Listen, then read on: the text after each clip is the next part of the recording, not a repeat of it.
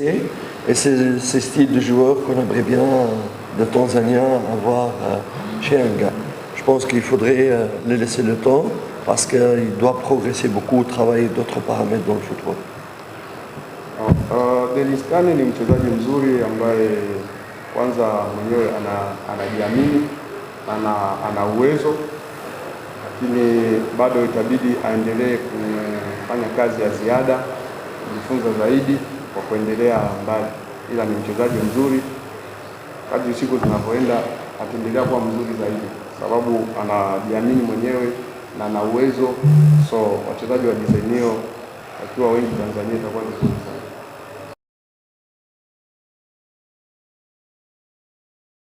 Karibu madame.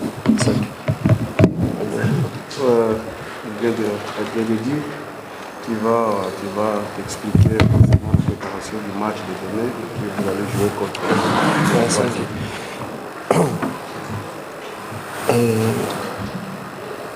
Notre préparation dans le match de demain, elle sera comme d'habitude, comme avant, mais peut-être avec un peu plus d'importance parce que nous savons, même si notre adversaire bien Kwanza, et il est vraiment dans le classement, il est mal placé.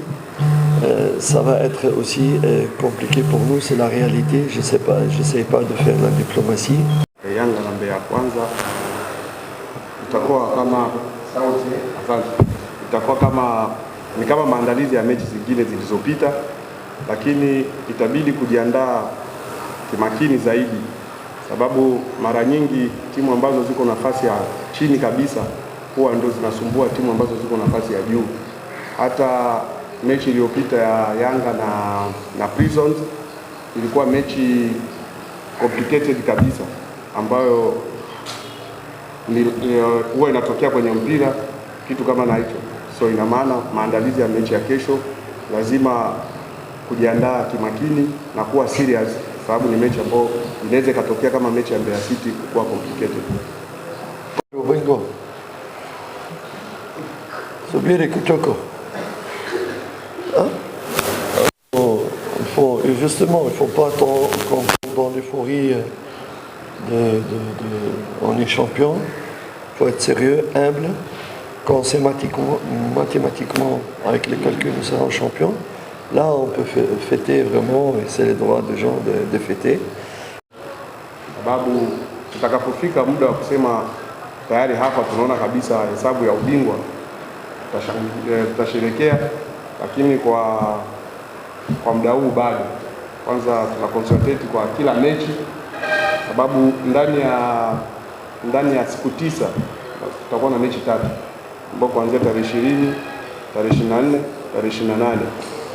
So inaumiza kichwa kwa kupanga kikosi. So lazima kuwe na mabadiliko ya wachezaji, sababu ni mechi nyingi ndani ya muda mfupi. So mashabiki wasishangae kuona kuna wengine watakuwepo benchi. Ni kwa sababu ya kutumia akili ya ziada ili kupata matokeo kwenye hizo mechi 3 zote ambazo ziko ndani ya muda mfupi. Ndani ya siku si tu n'as pas expliqué concernant les joueurs qui seront absents. Ah non, je ne peux pas donner des noms. Hawezi akatoa majina wachezaji ambao hawatakuwepo. Pas. Mais il va y avoir de turnover pendant les 3 matchs. Mais le nom, je me réserve le droit de donner. Hawezi pia akatoa majina ya wachezaji ambao hawatakuwepo, sababu timu pinzani pia itajua kuna nani ambao hawatakuwepo, lakini kutakuwa tu mabadiliko katika kikosi. Safi, ils ont names. Yakuba is not ready. Yakuba hayupo. Sawa. Swali la pili. Oh oui, certainement. Parce que le match entre Bishara, c'est le 24, 28. On n'aura que 3 jours de différence pour jouer une finale. Donc, il faut vraiment une gestion. Espérons qu'on va réussir dans cette gestion. Mais il faut absolument reposer quelques joueurs ou arriver c'est-à-dire arriver à la demi-finale où tous les joueurs seront frais, pas avec des traces de fatigue. Kati ya baada ya mechi ya Biashara tarehe 24 na tarehe 28 kuna siku tatu tu. Tarehe 24 kwa 28 kuna siku tatu tu, so lazima kuna baadhi ya wachezaji ambao watapumzika ili mechi ya tarehe 28 wawe wako fit.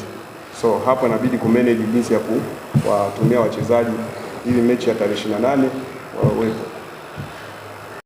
Pour le joueur Denis Kane qui est le futur joueur tanzanien. Comment vous parlez de son évolution sur l'avenir?